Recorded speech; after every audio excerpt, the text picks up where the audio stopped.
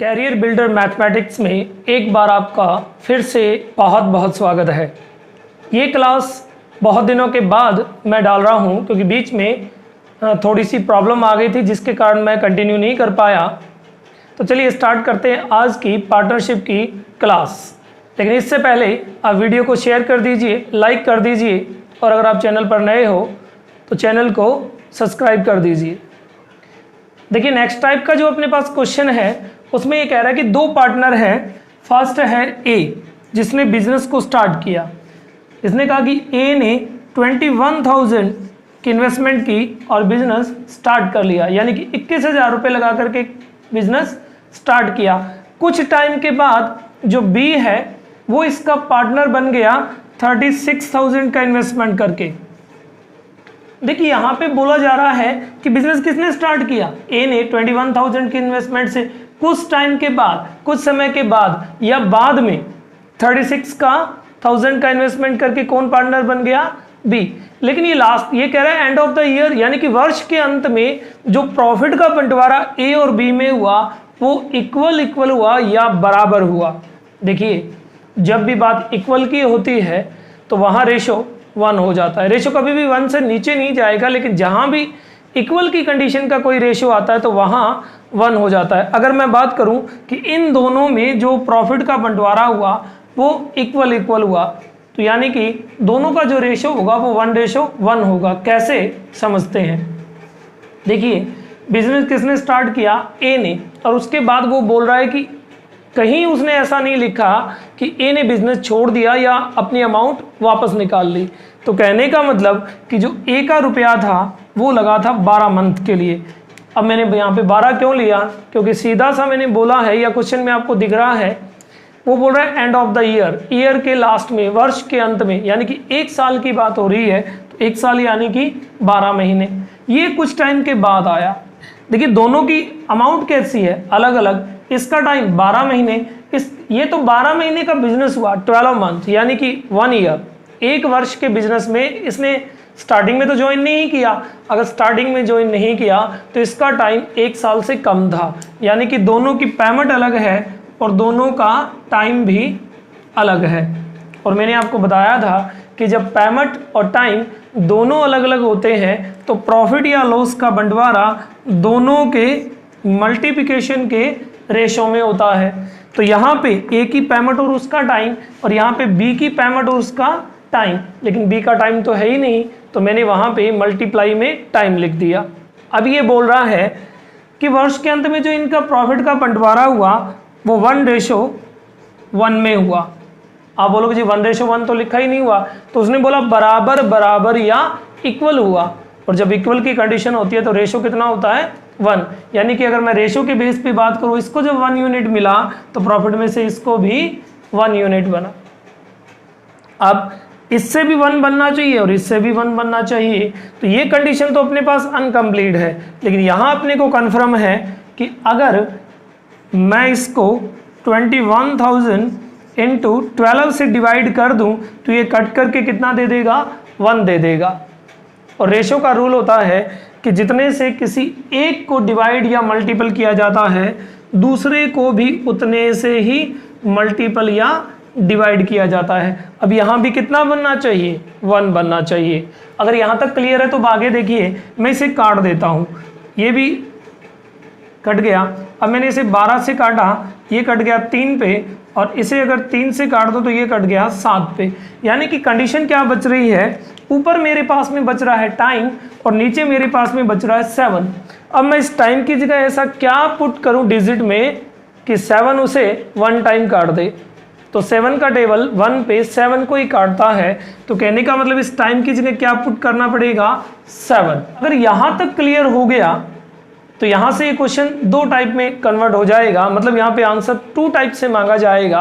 First वो बोलेगा कि बताइए बी ने कितने टाइम के लिए इन्वेस्टमेंट किया।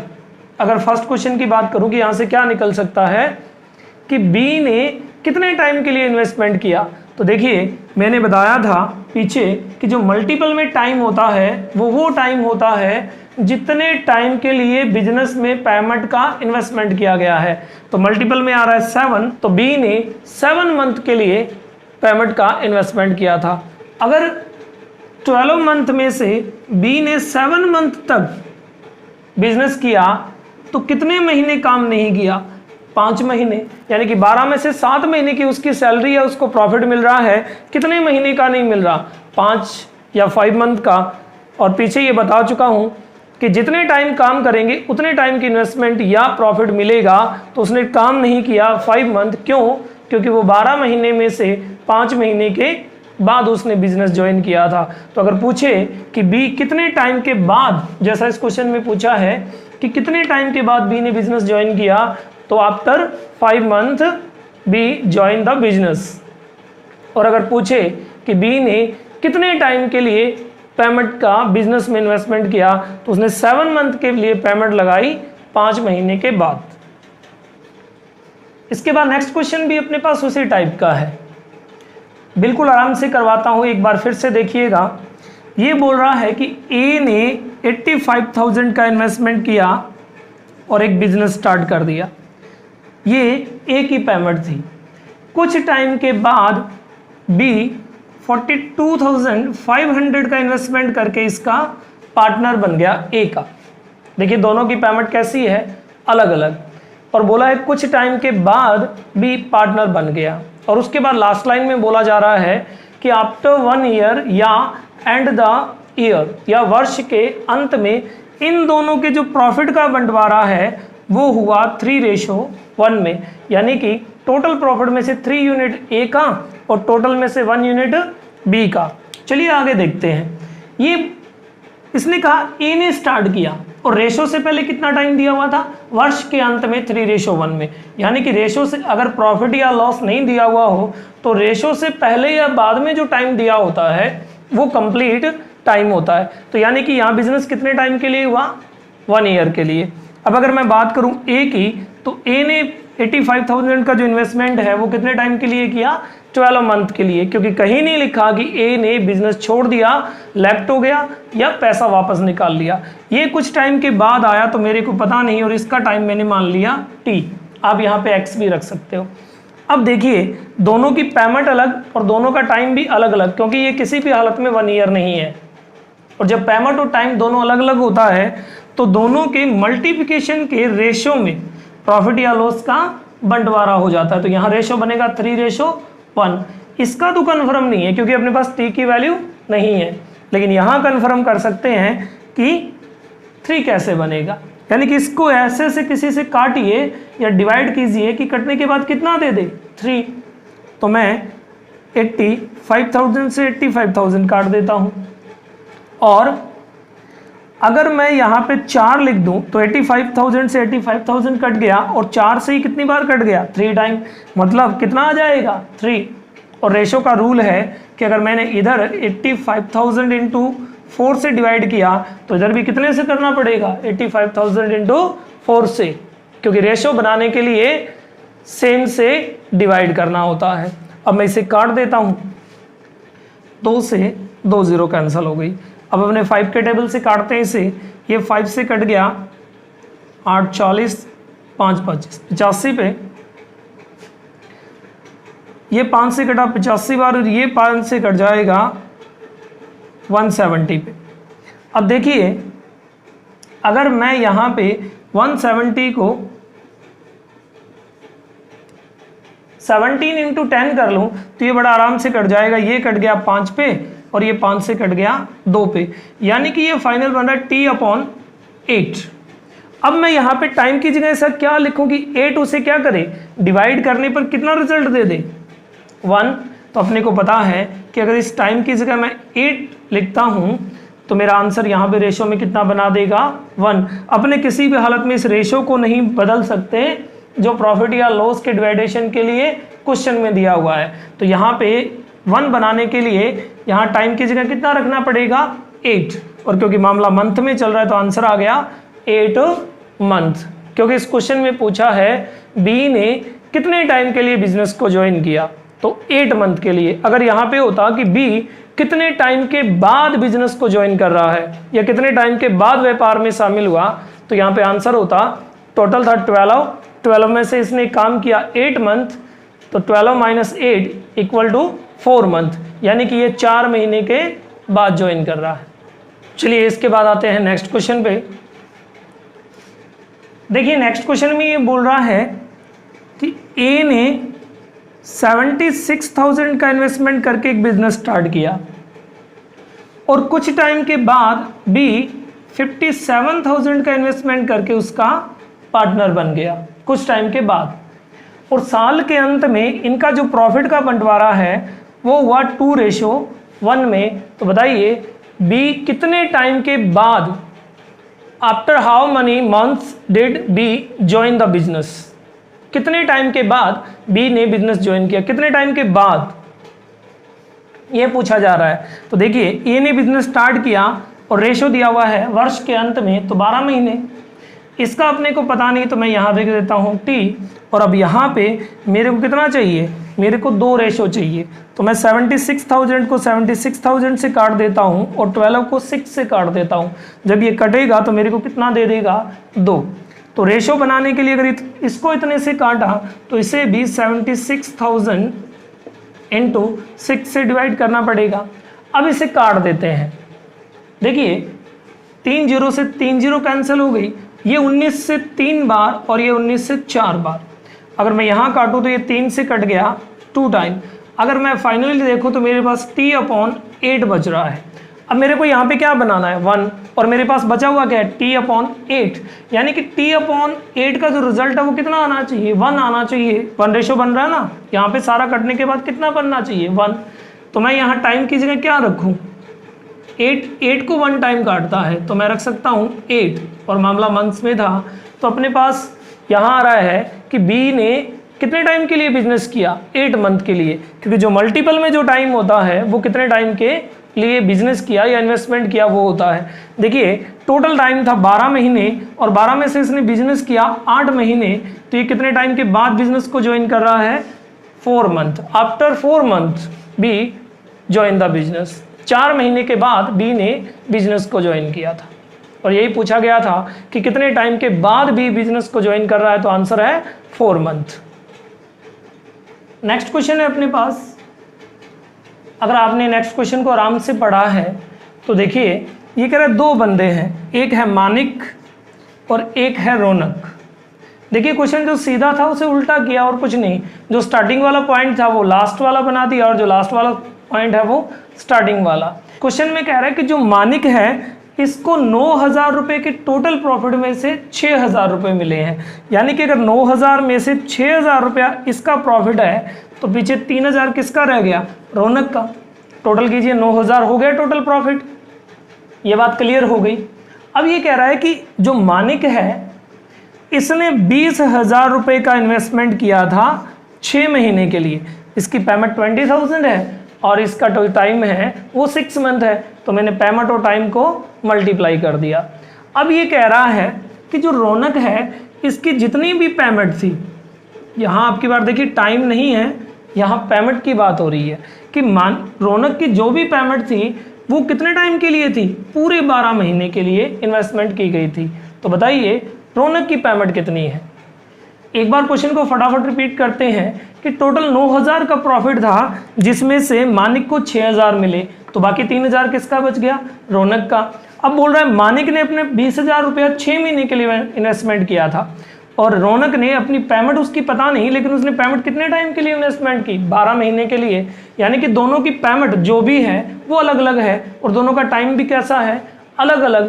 तो अपने को पता है कि टाइम और पेमेंट के मल्टीप्लिकेशन के रेशो में प्रॉफिट का क्या होता है, बंटवारा।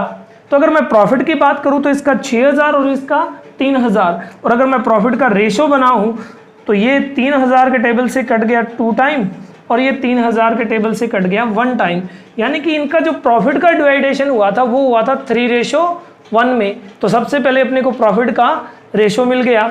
अब अपने को पता है कि प्रॉफिट किस में डिवाइड होता है, अगर टाइम और पेमेंट दोनों अलग अलग है तो टाइम और पेमेंट के मल्टीप्लिकेशन के रेशो में क्या हो जाता है, प्रॉफिट या लॉस का डिवाइडेशन। तो अपने पास रेशो तो आ गया, अब मैं इसका रेशो बना देता हूँ कि ये रेशो बना कैसे। तो इसे बनाने के लिए मैं इसे 20,000 से डिवाइड कर देता हूँ और इनटू इसे 3 से, यानी कि कुल मिला के 60,000 से 20 से 20 और 3 से 2 टाइम, तो अपने पास कितना आ गया 2। अब देखिए इसे 20,000 इंटू 3 से काटा तो इसे भी कितने से काटना पड़ेगा 20,000 इंटू 3 से। अब मैं इसे काटता हूँ तो ये कट गया 4 पे और इसे काटा तो ये कट गया 5,000 पे। मतलब ऊपर बच गई पेमेंट और नीचे बच गया 5,000। पिछले में ये टाइम के लिए था लेकिन अब की बार किसके लिए है, पेमेंट के लिए, क्योंकि पेमेंट पूछा तो अब की बार गिवन क्या है, टाइम। दोनों में से एक देगा एक पूछेगा।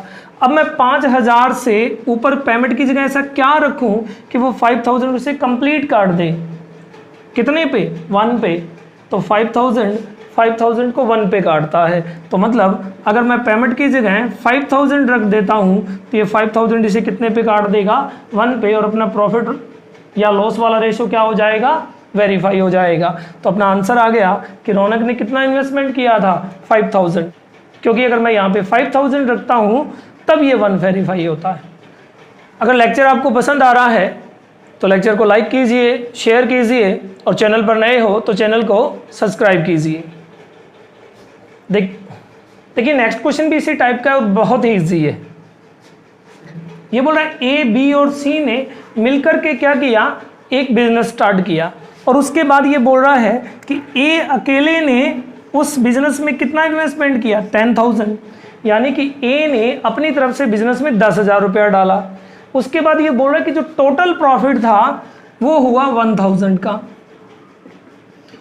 उस बिजनेस में इन तीनों को जो टोटल प्रॉफिट हुआ वो हुआ 1,000 रुपये का। और उसके बाद ये बोल रहा है कि प्रॉफिट में से 500 रुपये कौन ले गया,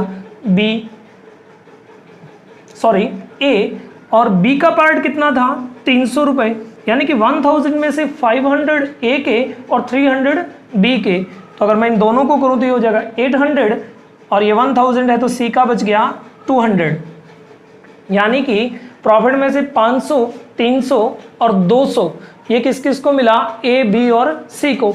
अगर मैं यहाँ प्रॉफिट मेरे पास कंप्लीट है तो मैं इसका रेशो बना देता हूँ, तो 2 0 से 2 0 कैंसिल हो जाएगी सभी में।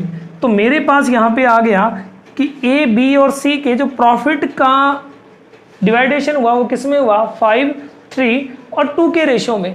और उसके बाद पूछा गया है कि सी का इन्वेस्टमेंट कितना था, सी ने कितनी कैपिटल या पूंजी व्यापार में निवेश की थी या रुपया लगाया था।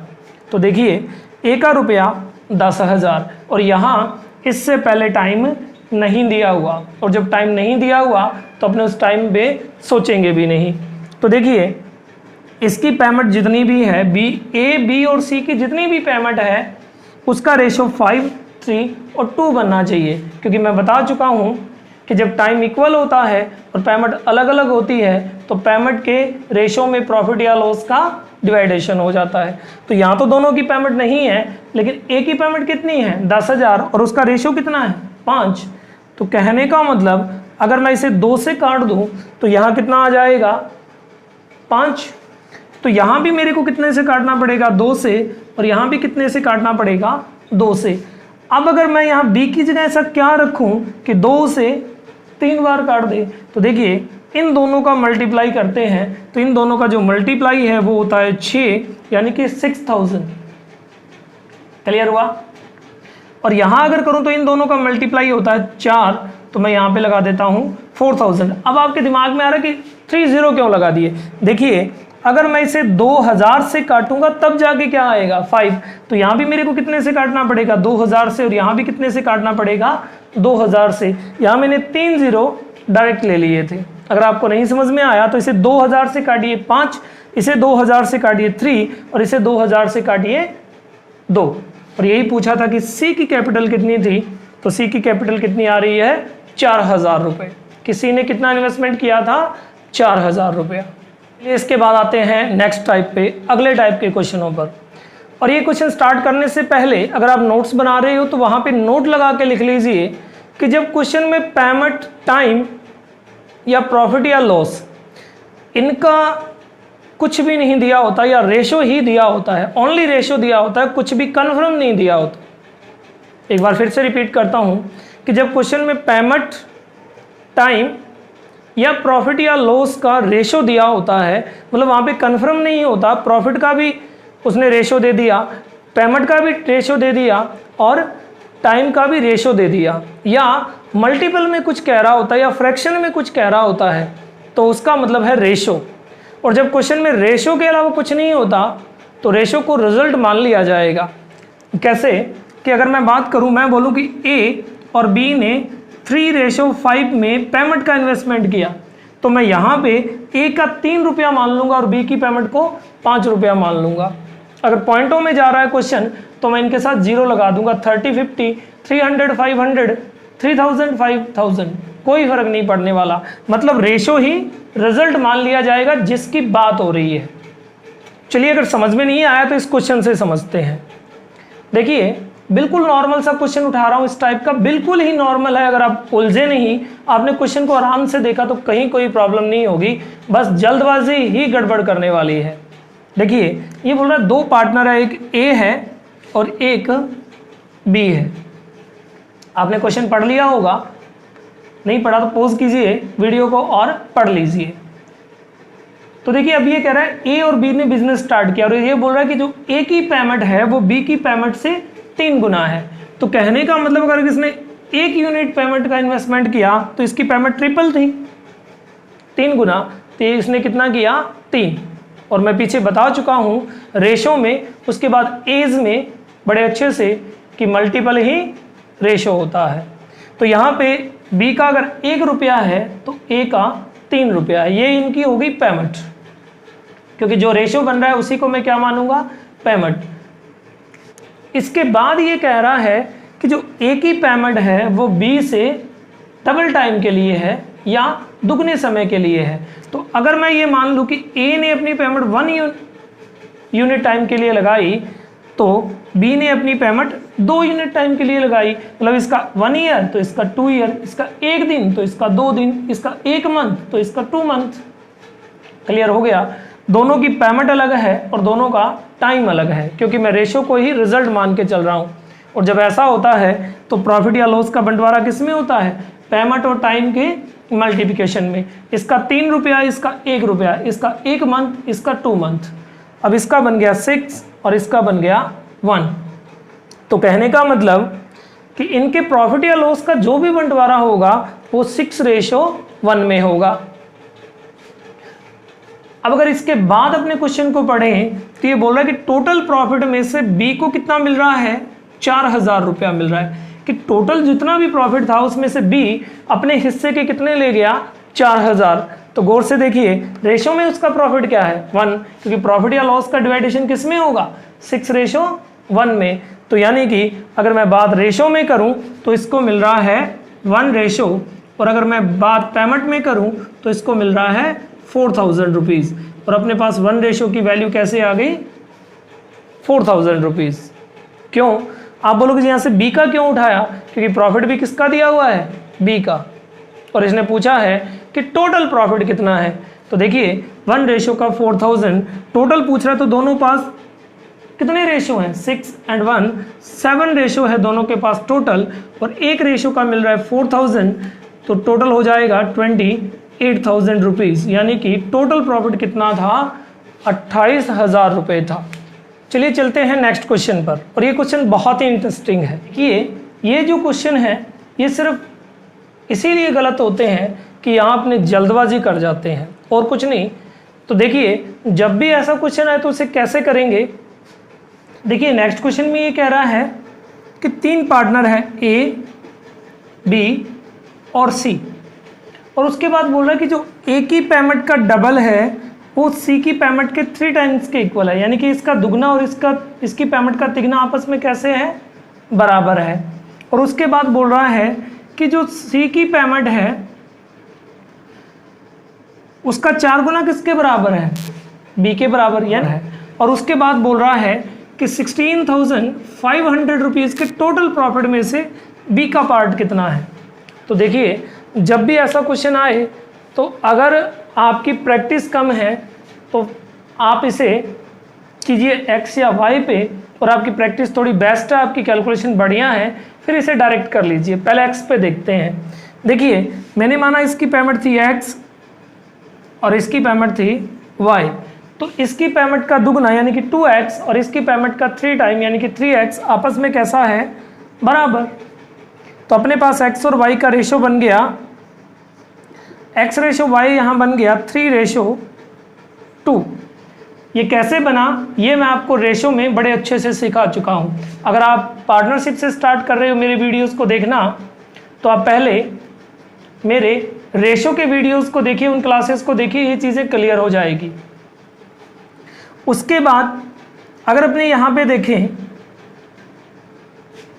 सी की पेमेंट को z मान लेता हूँ, तो यानी कि 4z यानी कि सी की पेमेंट का 4 गुना किसके बराबर है, बी की पेमेंट के, तो ये y आ गया। तो यहाँ से मेरे पास y रेशो z आ जाएगा 4:1, क्योंकि जहाँ कुछ नहीं होता वहाँ 1 होता है। तो मेरे पास यहाँ पे क्या आ गया कि x रेशो y कितना है 3:2 और y रेशो z कितना है 4:1, क्योंकि यहाँ ये y है, ये b की पेमेंट है और यहाँ पे b दो नहीं है, एक ही बंदा है, सिंगल पर्सन है। तो मैं इन दोनों को इक्वल कर रहा हूँ और इक्वल करने के लिए मैं इसे 2 से मल्टीप्लाई करता हूँ, तो मेरे को जो रेशो अटैच है उसको भी कितने से करना पड़ेगा, 2 से। तो यहाँ x यानी कि a की पेमेंट आ गई 6 रेशो में, b की पेमेंट आ गई 4 के रेशो में और c की पेमेंट आ गई 1 के रेशो में। यानी कि इन तीनों ने जो इन्वेस्टमेंट की थी पेमेंट वो 6, 4 और 1 के रेशो में की थी। इस क्वेश्चन को आपने अगर ध्यान से पढ़ा तो टाइम कहीं नहीं दिया हुआ, और जब टाइम नहीं दिया हुआ या इक्वल होता है, अगर नहीं दिया हुआ तो उसे इक्वल ही मान के चलते हैं, उस टाइम का कोई रोल नहीं है। तो पेमेंट के रेशो में क्या हो जाता है, प्रॉफिट या लॉस का डिवाइडेशन हो जाता है। तो ये टोटल मेरे पास हो गया 11 रेशो। तो एक रेशो की वैल्यू मेरे पास आ गई, मैं इसे 11 से काट देता हूँ 1500, और मेरे से पूछा था बी का प्रॉफिट में से शेयर कितना है, तो इसके पास 4 रेशो हैं और एक रेशो का 1500, तो टोटल हो जाएगा 6000 रुपीज़, यानी कि टोटल प्रॉफिट में से बी का पार्ट 6000 रुपया। अगर इसे ऐसे ना करके दोबारा से करें, यानी कि अपने को जब अपनी प्रैक्टिस फुल है तो ये फटाफट बन जाएगा। कैसे, देखिए अगर मैं इसमें एक बार सिर्फ मल्टीपल वाली कंडीशन को देख के चलता हूँ, तो बोला दुगना, ए का दुगना बी के 3 गुना के बराबर है। मतलब मेरे पास एक डबल आ रहा है और एक ट्रिपल की कंडीशन आ रही है, डबल के लिए 2 और ट्रिपल के लिए 3। और उसके बाद बोला है कि सी की पेमेंट का 4 गुना बी के बराबर, या बी की जो पेमेंट है वो सी की पेमेंट का 4 गुना है। तो एक मेरे पास 4 भी आ रहा है, दुगना, तिगना और 4 गुना की बात हो रही है, मैंने लिखा और इनका निकाल लिया एलसीएम। अब गौर से देखिए, इन दोनों का जो एलसीएम है या इन तीनों का जो एलसीएम है वो आ रहा है 12। तो ये अपने इन तीनों में से किसी की भी पेमेंट मान लेते हैं, तो लास्ट में सी का वर्ड आ रहा है तो मैं सी की पेमेंट मान लेता हूँ। सी की पेमेंट कितनी है, 12। अगर सी की पेमेंट 12 है तो इसकी पेमेंट इससे 4 गुना है, तो 12 का 4 गुना 48। क्लियर हुआ, यानी कि जो एलसीएम आया उसे मैंने सी की पेमेंट माना, और ये कह रहा है कि बी की पेमेंट कैसी है, सी की पेमेंट का 4 गुना, मैंने कर दिया 4 गुना।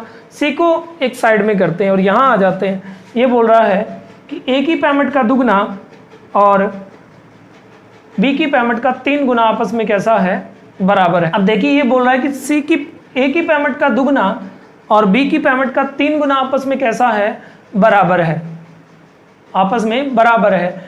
तो यहाँ पे 48, अब मेरे को 48 के टेबल में प्रॉब्लम है। अगर ये 48 का टेबल आता है तो यहीं कर देते हैं, तो मैं इसे छोटा कर लेता हूँ, यानी कि छोटा कर लेता हूँ। तो मैं इन दोनों को 12 से काट देता हूँ, इसका आ गया 1 और इसका आ गया 4। क्लियर हुआ। अब देखिए इसका 3 गुना 12 होता है, तो इसका 3 गुना 12 होता है, क्योंकि बी की पेमेंट का 3 गुना और ए की पेमेंट का दुगना बराबर कह रहा है। अब देखिए मैंने यहाँ भी 12 बनाना है कि ये दोनों आपस में कैसा हो जाए, बराबर। लेकिन यहाँ 3 गुना 12 है और यहाँ दुगना 12 होना चाहिए। तो देखिए 6 का दुगना कितना होता है, 12 होता है। कि मैंने इसकी पेमेंट 12 की, इसकी पेमेंट भी 12 मान ली, इसका 3 गुना और इसका दुगना, तो मैंने इसे 2 से काट दिया, इसे 3 से, तो ये 6 हो गया और ये 4। और यही अपना क्या था, रेशो था। जब आपको बार बार ये करने लग जाओगे तो एलसीएम लेने की जरूरत नहीं पड़ेगी, आप डायरेक्ट सी से वैसे ही कोई डिजिट रख के स्टार्ट कर दोगे। चलिए ऐसा एक क्वेश्चन और लेते हैं। ये कह रहे एक बिजनेस है जिसमें 3 पार्टनर है, ए, बी और सी। एक बार जब पूरा क्वेश्चन फटाफट पढ़ लिया तो पढ़ने के बाद इतना पता चल गया कि ये बोल रहा है कि वर्ष के अंत में जो प्रॉफिट है वो है 27,000 रुपये, और इस 27,000 के प्रॉफिट में सी का शेयर कितना है। अब इस क्वेश्चन को स्टार्ट करते हैं। देखिए प्रॉफिट या लॉस से पहले कितना टाइम दिया हुआ है, वर्ष के अंत में एनुअल प्रॉफिट यानी कि 1 साल। ये कह रहा है ए ने इन्वेस्टमेंट की कोई पेमेंट और बिजनेस स्टार्ट किया, क्लियर, और यहाँ कुछ नहीं दिया हुआ, और बात इस क्वेश्चन को पढ़ने के बाद पता चल रही है कि मल्टीपल में हो रही है, तो मैं इसकी पेमेंट को 1 मान लेता हूँ। ये कह रहा है ए ने बिजनेस स्टार्ट किया, ये कह रहा है इसके बाद बी ने ए से दुगनी पेमेंट यानी कि इसका 1 था तो इसका कितना हो गया 2 इन्वेस्टमेंट किया, कितने टाइम के बाद, आफ्टर 6 मंथ, 6 महीने के बाद बी ने डबल पेमेंट इन्वेस्टमेंट कर दी। अब देखिए 6 महीने के बाद ये आया है तो बाकी कितने बच गए 6 मंथ, और क्वेश्चन को पढ़ने के बाद ये भी पता चल रहा है कि ये कहीं नहीं गया तो एक ही पेमेंट पूरे साल के लिए, क्योंकि प्रॉफिट या लॉस से पहले कितना था वर्ष, और इसके बाद बोल रहा है कि सी ने पेमेंट का 3 गुना, तो ए का कितना था 1, तो इसका 3 टाइम, और कितने टाइम के बाद, आफ्टर 8 मंथ, 8 महीने के बाद सी ने पेमेंट का कितना लगा दिया 3 गुना। देखिए बात ए को बेस बना के की जा रही है, जब बी ने ए से दुगनी पेमेंट 6 महीने बाद और सी ने तिगनी पेमेंट 8 महीने बाद लगा दी। 8 महीने बाद, अगर 12 में से 8 महीने के बाद आया तो काम कितने टाइम किया 4 महीने, और जब पेमेंट और टाइम अलग अलग होती है तो मल्टीप्लिकेशन के रेशो में प्रॉफिट या लॉस का डिवाइडेशन होता है। इसका 1 रुपया 12 महीने के लिए, इसका 2 रुपया 6 महीने के लिए, और इसका 3 रुपया 4 महीने के लिए। देखिए इसको मल्टीप्लाई करूंगा, ये 12 बन रहा है, ये भी 12 बन रहा है, और ये भी 12 बन रहा है। तीनों का रेशो कैसा हो रहा है इक्वल, और जब इक्वल होता है तो मैं 12 के टेबल से काट देता हूँ, ये बन गया 1:1, और जब रेशो इक्वल हो गया तो प्रॉफिट या लॉस का डिवाइडेशन भी कैसा होगा इक्वल। तो टोटल रेशो कितने हैं 3, और टोटल प्रॉफिट कितना है 27,000, तो एक रेशो की पेमेंट आ गई 9,000 रुपीज़। और अपने से पूछा था कि बी का या सी का या ए का शेयर कितना है, जिसका मर्जी पूछे, तीनों का रेशो इक्वल है तो तीनों का प्रॉफिट में से हिस्सा भी इक्वल हो जाएगा 9,000। चलिए इसके बाद एक नॉर्मल से क्वेश्चन पे आते हैं। ये बोला कि 3 पर्सन है ए, बी और सी, इन तीनों ने 520 रुपीज़ में एक कार को हायर किया, यानी कि एक कार किराए पर ली 520 रुपये में, क्लियर। उसके बाद ये बोल रहा है कि ए ने 7 आवर, बी ने 8 आवर और सी ने 11 आवर उसे यूज़ किया।